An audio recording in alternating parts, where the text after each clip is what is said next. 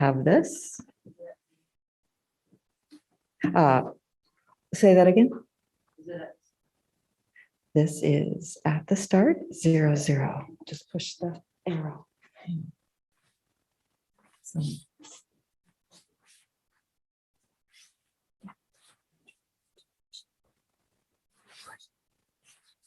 thank you so much. Glad to have a chance to talk to you all. You all gathered. that is exactly correct. Sorry about that.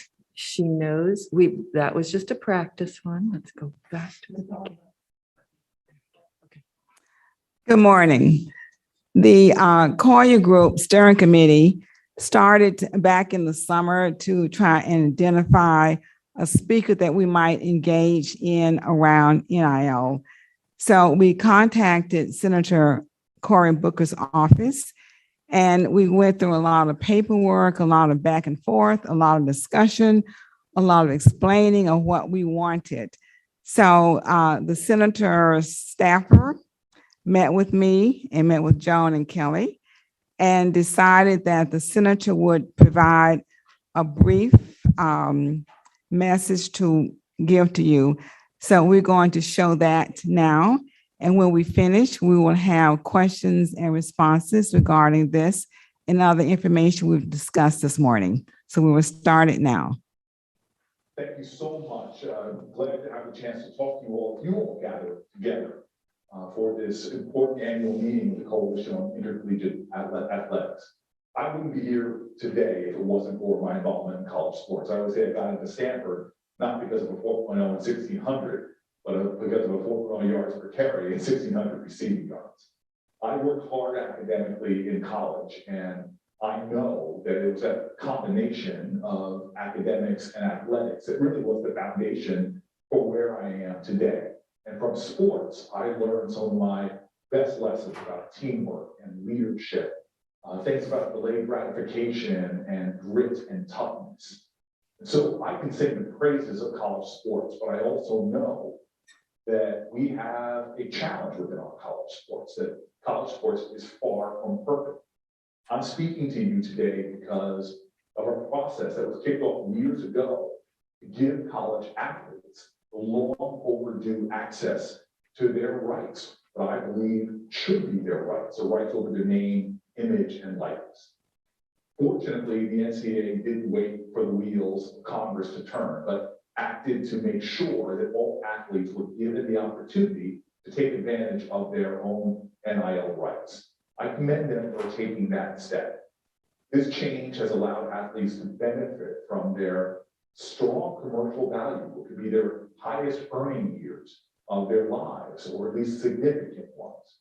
And I'm happy that they can begin to access this value.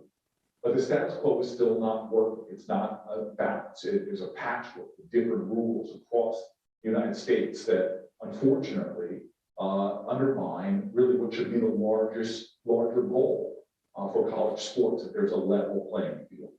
I believe we must answer the questions that are still open about this new area we are in of NIL rights. We need federal legislation. It has to include more than just NIL rights, but also look out for the health and safety of our students, for their educational opportunities, all of which I believe have too often been curtailed to college athletes. So for example, since 2000, 30 college football players have died from heat-related illnesses caused by conditioning workouts that just went too far. And across sports, there are too few enforceable penalties that are attached to the NCAA's concussion guidelines. At the expiration of a college athlete's playing career, most of them are almost cast out without the kind of support that they might need. They're forced to fend for themselves while dealing sometimes with lifelong injuries that they sustain while playing that often cause them to have significant out-of-pocket expenses. We see that for women athletes in sports that don't really have many lucrative professional opportunities, they are not treated, a lot of their college athletes, with the dignity they deserve and the equal opportunities that should be afforded to them. From the beginning of a college athlete's career to the end, we must do more to protect their health, to keeping sure that they are safe, make sure that the college experiences is giving them wide avenues to get an education that can help them better compete in the world. I believe the term student athlete when talking about these amazing young people, but unfortunately, I think that term is not just. It does a lot. It's a mantra, but the NCAA doesn't really focus enough on the student. It touts a 90% graduation rate, but that only tells part of the story. Just 56% of Black male athletes who generate an outsized amount of college course revenue graduate within 6 years. Athletes have no guarantee to be able to return to finish out their education unless they pay out of pocket. This is unacceptable. I acknowledge that there are some schools in the conference who go beyond what is required of them and make lives a little better for college athletes, really invest in them as people, as whole people. But this is often the exception and not the norm. It's time for all of us to take care of the athletes whose work and genius we at the NCAA have gained so much value from. This is why I'm going to be reintroducing an updated version of my College Athletes Bill of Rights, along with my colleague and ally in this, Senator Blumenthal. We'll do that this spring. The College Athletes Bill of Rights establishes new baselines for fairness, equity, and safety in college athletics and holds schools, conferences, and the NCAA accountable to those standards.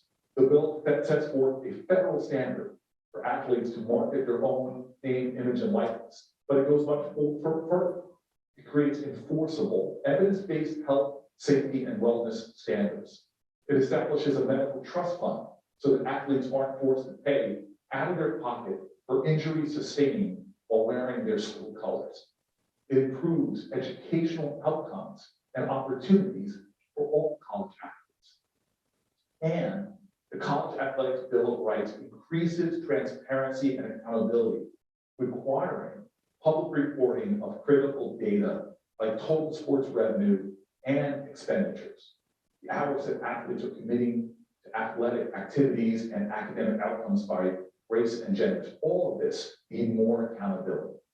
So we know we could do better. I believe there's a moral urgency to do better by college athletes who are generating what is for America not only incredible entertainment, but also $15 billion or more worth of wealth for so many people, so many different sectors of that world. I want to take this opportunity to say thank you all for giving me this brief time to share my vision with you. I want to thank the members of the Coalition on Intercollegiate Athletics, and I encourage you to support the legislation. It really does put athletes in college first.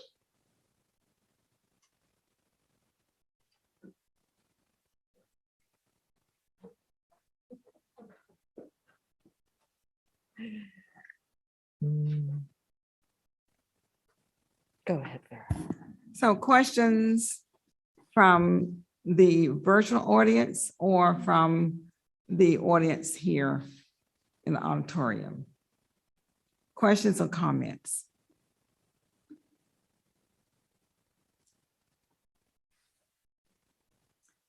Do you see any questions?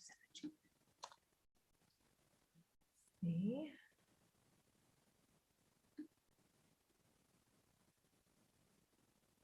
Thank you. Questions or comments? What does everybody think about?